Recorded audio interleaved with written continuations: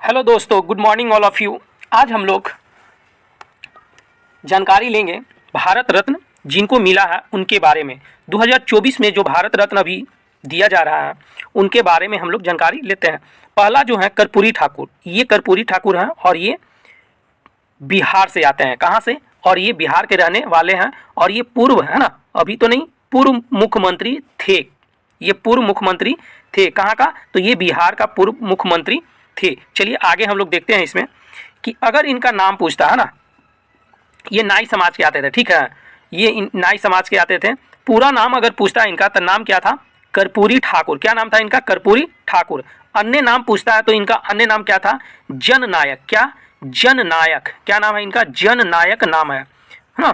तो जननायक इनका नाम है। जन्म इनका जो हुआ था 24 जनवरी, ठीक है, 24 जनवरी 1924 को जन्म हुए थे। इनका जन्म जो हुआ था 24 जनवरी, कब? 24 जनवरी और 1924 को ही जन्म इनका हुआ था। इनका जन्मभूमि अगर पूछता है, क्या जन्मभूमि अगर पूछता है तो पितौजिया नाम है। पितौजिया। क्या नाम है? पितौजिया। लेकिन अभी जो वर्तमान में नाम है कर्पूरी ग्राम उसको रखा गया, उन्हीं के नाम पे रखा गया है।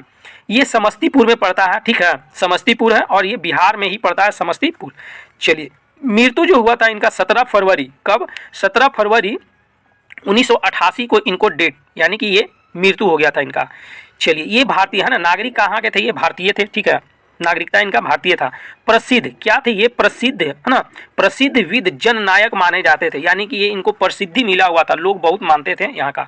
पार्टी इनका क्या था? तो सोशलिस्ट पार्टी था, ठीक है। कौन सा पार्टी था इनका? सोशलिस्ट पार्टी भी थे। भारतीय क्रांति दल और जनता पार्टी दल में भी आते और लोक दल में भी ये रहे थे। चलिए आगे हम लोग लेते हैं।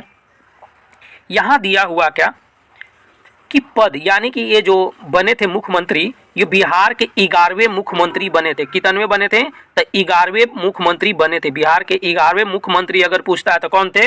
वो कर्पूरी ठाकुर थे।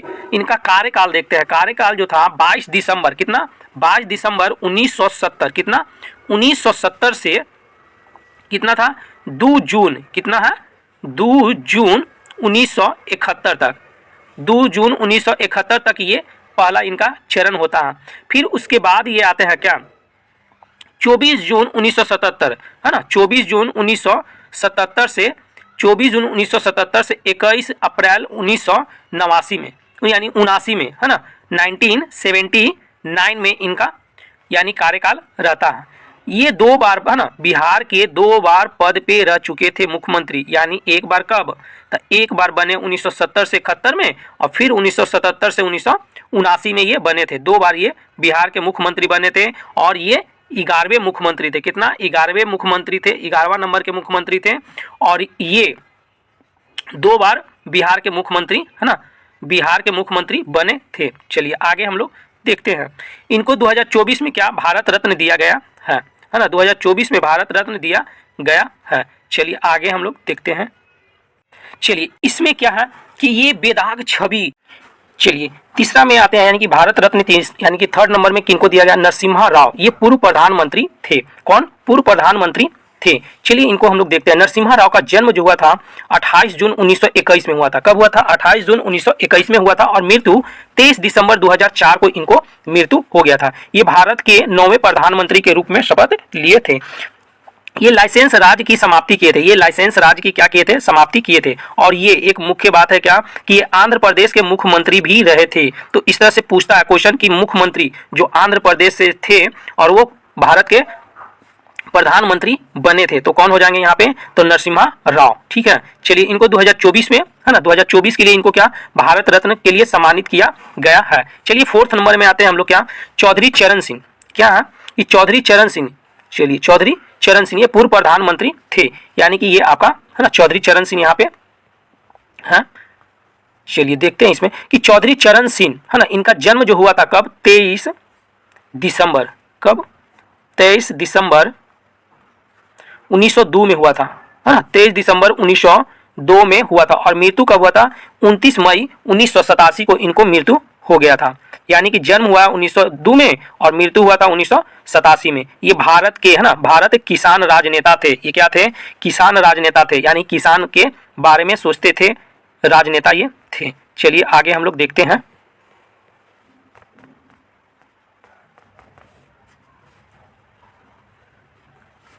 चलिए ये पांचवे है ना, ये थे जो पांचवे प्रधानमंत्री थे, यानी ये जो थे पांचवे प्रधानमंत्री बने थे। चलिए यहाँ पे हम लोग देखते हैं कि भारत के पांचवे प्रधानमंत्री के रूप में ये शपथ लिए थे। उन्होंने यह पद है ना, उन्होंने यह पद, ये भारत के पांचवे प्रधानमंत्री थे। उन्होंने यह पद क्या, ये पद पे शपथ लिए थे कब, 28 जुलाई 1979 से लेकर 14 जनवरी 1980 तक ये प्रधानमंत्री रहे थे। भारत के पांचवे तक ये संभाले थे। चौधरी चरण सिंह है ना, चौधरी चरण सिंह ने अपना संपूर्ण जीवन भारतीयता में बिताए थे, यानी कि पूरा जीवन ये भारतीयता में दे दिए और ग्रामीण परिवेशन की मर्यादा में जिए थे। चलिए आगे हम लोग देखते हैं।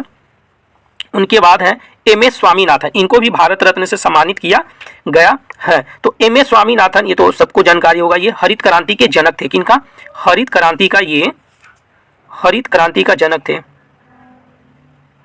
हरित क्रांति का जनक थे। स्वतंत्रता प्राप्ति, जैसे ही स्वतंत्रता प्राप्ति के समय में भारतीय कृषि के लिए स्थिरता है ना, स्थिरता बहुत विषम थी। जैसे हम लोग को आज़ादी मिला उस टाइम क्या था कि हम लोग के पास में कुछ साधन उतना नहीं था, है ना, हम लोग क्योंकि उपनिवेश थे किसका, अंग्रेज का, तो हम लोग के पास में उतना साधन नहीं रहा। तो इसमें हम लोग के आते हैं कौन, स्वामीनाथन आते हैं। ये बहुत सारा काम करते हैं। जैसे यहाँ औपनिवेशिक कारण क्या है कि औपनिवेशिक कारण ब्रिटिश सरकार के अंतर्गत, यानी ब्रिटिश सरकार जब यहाँ थी तो उसके अंतर्गत भारतीय कृषि का विकास के लिए कोई प्रयास नहीं किया गया।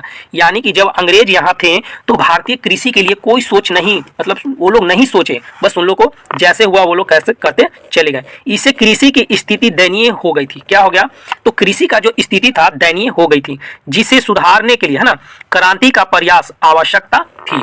तो हम लोग को क्या चाहिए था, क्रांति चाहिए था, तो यही लाते हैं, हरित क्रांति का जनक बनते हैं। चलिए सेकंड में क्या है कि संरचनात्मक सुविधाओं का अभाव था, यानी यहाँ बोर्ड है कि संरचना यानी कि वो अभाव था। स्वतंत्रता प्राप्ति के समय भारतीय कृषि है ना, यानी कि जब स्वतंत्रता प्राप्ति हुआ तो भारतीय जो लोग कृषि थे उनके पास सिंचाई के लिए उतना नहीं था, सड़क नहीं था, बिजली है ना नहीं थी, जैसी आवश्यकता सुविधाओं से वंचित थी, जिसके लिए प्रयास करना अनिवार्य था। आज देखिए है ना, आज का कृषि और पहले का तो अंतर हो जाता है ना। तो कृषि के लिए अब सुविधा अलग है ना, सड़क है, बिजली है, आप है ना गांव गांव में घर घर तक बिजली अब पहुंच गया। यहाँ है क्या कि परंपरागत कृषि पद्धति था।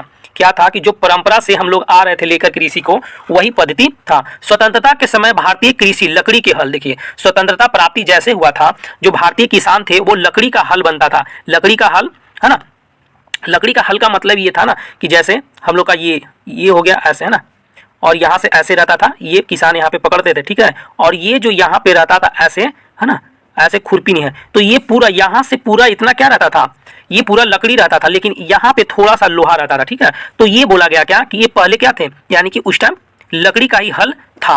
निम्न यानी कि निम्न उत्पादन वाले बीज, यानी कि जो बीज होता था, यानी माने गेहूं का बीज, किसी भी चीज का बीज था जो, उसको रोपने से क्या होता था कि उसका दर नहीं जाता था, यानी निम्न उत्पादकता वाले बीज था। मानसून आधारित सिंचाई पर निर्भर था। मानसून सिंचाई का मतलब हो गया कि मानिए अगर आज है हम लोग फरवरी में है, तो फरवरी में अगर बारिश होता तो हम लोग धान रोपते है ना, बारिश होता तो धान रोपते। तो पहले क्या होता था कि ये बारिश पे यानी कि मौसम पे निर्भर होता था सारा फसल, लेकिन आज है क्या, चलिए मानिए कि बारिश नहीं हुआ तो लोग यानी किसान जो है मोटर है ना, बिजली है, कुआं है, बोरिंग है, और इससे क्या करते हैं आप तुरंत पानी अपना लगाएं, यानी कि पानी यहाँ से लाकर खेत में तुरंत डाल दिए। तो इससे क्या हो गया कि अब आधुनिक मॉडर्न आ गया, तो हम लोग पानी को ये ले आते हैं। उसी तरह से आगे हम लोग देखेंगे क्या परंपरागत इसमें, यानी मानसून आधारित सिंचाई पर निर्भर थे। चलिए इससे कृषि उत्पादन और उत्पादकता दोनों निम्न थे, यानी कि दोनों निम्न थे। या इसमें क्या है कि कृषि उत्पादन भी निम्न में थे और उत्पादकता दोनों निम्न में थे। जिस आधार में है ना, यानी कि जिसे यहाँ क्या होगा, जिस सुधार की आवश्यकता थी, यानी कि उसको क्या आज़ादी के बाद सुधार करने की आवश्यकता थी, वही आते हैं यहाँ पे कौन, स्वामीनाथन। चलिए आगे हम लोग देखते हैं। इसमें मशीनीकरण की अभाव, यानी अब क्या बोल रहा है कि जब उस टाइम है ही नहीं था तो मशीन के अभाव तो होगा ही। तो यहाँ क्या बोल रहा है कि हार्वेस्टर, यानी हार्वेस्टर, ट्रैक्टर उतना नहीं था, पंपिंग सेट है ना, पंपिंग सेट जैसी आवश्यकता मशीनों है है ना, मशीनों का नहीं के बराबर उपयोग होता था। चलिए यहाँ बोला कि हार्वेस्टर जो आता है अभी ना, हार्वेस्टर आता है, काट कूट के चल जाता है। ट्रैक्टर है ना, अगर आपको 10 बीघा खेत है तो आप हर दिन में यानी एक दिन में आप उतना जोत दीजिएगा। लेकिन आपको पहले क्या 2 बैल रहता है ना, 2 बैल है जो आपको कम से कम वो 10 कट्ठा जोती देता था, ठीक है, वो 10 कट्ठा जोती देता था बैल। तो उससे क्या होता था कि ज़्यादा समय लग जाता था, है ना, उससे बैल से क्या होता था, ज़्यादा समय लगता था। तो जैसे ही ट्रैक्टर आया, क्या जैसे ही ट्रैक्टर आया, हार्वेस्टर आया, तो समय हो गया यहाँ पे अब कम और हम लोग का उत्पादन अब यहाँ पे बढ़ गया। पंपिंग सेट मतलब हो गया, है ना, जमीन से जो पानी हम लोग निकालते हैं ना, पंपिंग सेट, ऊपर फीटर लगा दिए और नीचे बोरिंग अपना जमीन के अंदर रहता है, वहां से हम लोग पानी जिस तरह से आवश्यकता जिसको रहा उस तरह से अपना खेत में पानी लेकर आ जाता है। तो पंपिंग सेट हो गया। पंपिंग सेट की जैसी आवश्यकता मशीनों का नहीं के बराबर उपयोग होता था। उस टाइम क्या नहीं होता था उपयोग। इससे कृषि पिछड़ी हुई अवस्था में बनी हुई थी, और कृषि है जो क्या पिछड़ी हुई अवस्था में बनी हुई थी, जिसे सुधारने की आवश्यकता थी। चलिए आगे हम लोग देखते हैं इसमें स्वामीनाथन।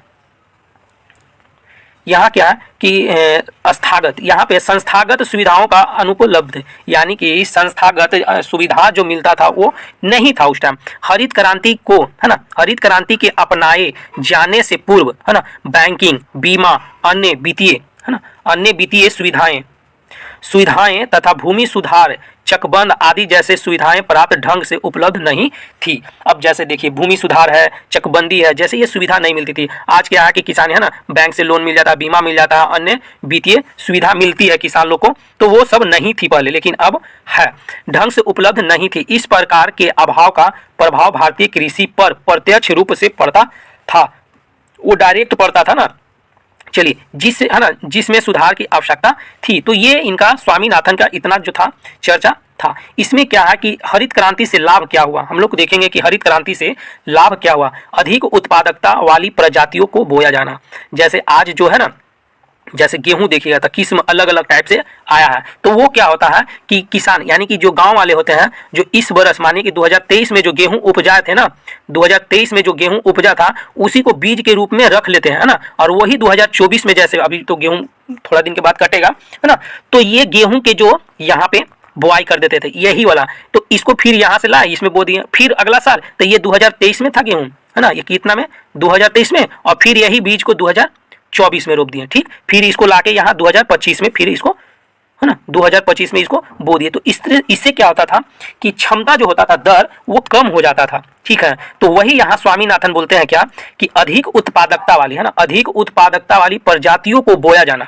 यानी कि गेहूं अगर बोना है तो उच्चतम, है ना, अच्छा प्रजाति का गेहूं यहाँ बोया जाए ताकि गेहूं की वृद्धि हो। उत्पादकता में वृद्धि के लिए भारी मात्रा में रासायनिक उर्वरक का उपयोग करना। अब यहाँ देखते हैं यूरिया, है ना, यूरिया, डीएपी, पोटास, है ना, जिंक आता है, फिर और भी छिड़काव के लिए आता है, कीटनाशक आता है, सारा ये सब अब सुविधा मिलती है। चलिए कृषि की यांत्रिक, है ना, यंत्रीकरण, यानी कृषि का यंत्रीकरण करना, अर्थात बुआई से लेकर कटाई तक यंत्रों का अधिकाधिक उपयोग करना। अब देखिएगा कि बुआई यानी कि आप मानिए खेती है तो धान रोपना है, तो धान रोपने के लिए क्या आपके पास ट्रैक्टर के पीछे ना धान यानी कि मोरी उसको बोलते हैं, मोरी उसमें लग जाता है और वो रोप के अपना एक दिन में बहुत सारा रोप के वो चला जाता है। तो पहले क्या था कि हाथ से रोपते थे, ये आपका अभी भी रोपाता है ना, अभी भी बहुत रोपाता है, लेकिन धान कैसे हाथ से रोपते थे। यहाँ पे महिला लोग सबसे ज़्यादा, है ना, अब तो पुरुष लोग भी आते हैं, तो महिला लोग इसमें सबसे ज़्यादा धान बुआई में रहते हैं। चलिए इस तरह से यहाँ हम लोग का अब प्रॉफिट होता है। चलिए इसमें फिर क्या है कि कृषि अनुसंधान हेतु अनुसंधान संस्थानों की स्थापना। अब देखिए कृषि अनुसंधान, जैसे कृषि हम लोग को डेवलप करना, उसके बारे में एक संस्था बनाया गया कि कृषि को कैसे आगे ले जाया जाए, विकास किया जाए, क्या क्या उसको सुविधा दिया जाए, क्या क्या उसको कब क्या, है ना, उस तरह से। अब तो टीवी पे भी न्यूज आता है ना, तो बहुत सारे लोग जुड़ते हैं। चलिए फसलों की सुरक्षा, यानी कि फसल को सुरक्षा के लिए रासायनिक कीटनाशक। देखिए अब क्या होता है कि फसल को सुरक्षा के लिए रासायनिक कीटनाशक, खरपतवार, है ना, नाशकों, कृमि नाशकों का प्रयोग करना, है ना, ये क्या है प्रयोग करना। तो इसमें क्या होता है कि जैसे कोई खेत में क्या होता है ज़्यादा घास हो जाता है ना, अब उसमें रोपना है प्याज, तो प्याज रोपिएगा तो उसमें क्या होता है पहले उन लोग क्या करते हैं घास को मार देते हैं, वो पूरी तरह से नहीं मरता है घास, ऊपर ऊपर जल जाता है, ऊपर ऊपर, और वही फिर खाद के रूप में बन जाता है। तो ये यहाँ पे बोला कीटनाशक होना चाहिए, खरपतवार हो, मानिए कि कोई पौधा है तो पौधा है और उसमें कीट यानी कि धान के पौधा है, तो उसमें क्या होता है कि उसको पत्ता में क्या होता है छोटा छोटा यानी कीड़ा आ जाता है, ये उसमें पत्ता को एकदम छिद्र कर देता है, तो कीटनाशक उसमें छीड़ देता है, खरपतवार ये सब होता है। भूमि सुधार कार्यक्रमों का क्रियान्वयन करना, यानी कि इसमें क्या किया भूमि सुधार को लाए थे, यानी कृषि विभाग में उठाया। चलिए उसके बाद हम लोग देखेंगे 7 में सिंचाई हेतु। अब देखिए यहाँ क्या है कि सिंचाई करने के लिए, सिंचाई हेतु आदमी है ना तकनीकों का प्रयोग। सिंचाई के लिए क्या है, आदमी तकनीकों का प्रयोग। गहन कृषि जिला कार्यक्रम का संचालित किया गया। अब है ना कि जिला में है ना, अब ब्लॉक में जाइए तो वहाँ बीज मिलता है, खाद मिलता है ना, ब्लॉक स्तर पे आपको बीज मिल जाएगा, खाद मिल जाएगा। तो ये अब जिला स्तर पे संचालित किया जाता है। लघु सिंचाई योजना को प्रोत्साहन करना, ये क्या है कि लघु सिंचाई योजना को प्रोत्साहन करना। खेती केवल निर्वाहन के लिए न, मतलब खेती अगर आप कर रहे हैं तो अपने लिए नहीं कर रहे हैं, मानिए कि आप निर्वाहन के लिए नहीं है ना, न होकर व्यापारिक दृष्टि से की जाने लगी। पहले क्या होता था, आज भी बहुत सारे लोग हैं जो अपना खाने के लिए केवल गेहूं या चावल रोपेंगे, गेहूं रोप देंगे, चावल रोप देंगे, चना रोप देंगे, राई रोपेंगे, सरसों रोपेंगे, फिर उसके बाद में सब्जी रोपेंगे, बस वो अपने लिए करते हैं। लेकिन अब इसमें क्या है कि चलो व्यापार भी इसमें होगा। जो पहले 1 कट्ठा रोपते थे अब उसमें 20 कट्ठा रोपेंगे, यानी 1 बीघा रोपेंगे। तो उससे क्या होगा कि अब उत्पादकता की वृद्धि होगी, तो हम इसे मार्केट पे बेचेंगे। तो यहाँ क्या बोला कि फसलों की विविधता, कहाँ थे हम लोग, हाँ, खेती केवल निर्वाहन के लिए न होकर है ना व्यापारिक दृष्टि से की जाने लगी। ये स्वामीनाथन इस तरह से अपना संचालन किए थे, जो इनको भारत रत्न से अभी सम्मानित किया गया।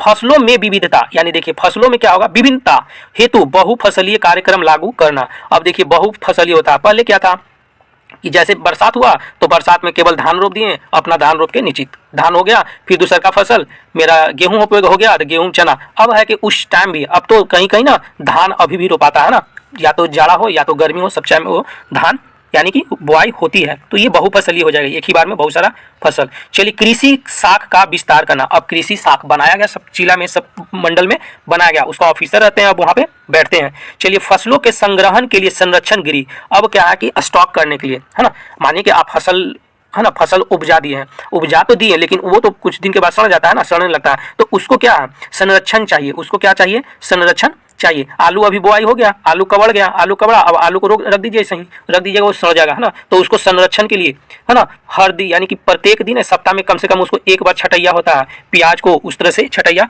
होता है, क्यों, क्योंकि उसको गृह से या तो संरक्षण करना है उसको। संरक्षण देखिए यहाँ पे क्या है कि गृह की स्थापना। अब क्या है वहाँ पे घर, अब तो बहुत बड़ा बड़ा घर बना दिया गया मतलब, और उसमें सारा केमिकल रहता है और उसमें अपना अनाज को स्टॉक कर दिया जाता है। तो इस तरह से आपका भारत के जो भारत रत्न मिले, यानी कि भारत के निवासी थे और उनको भारत रत्न से सम्मानित किया गया है। चलिए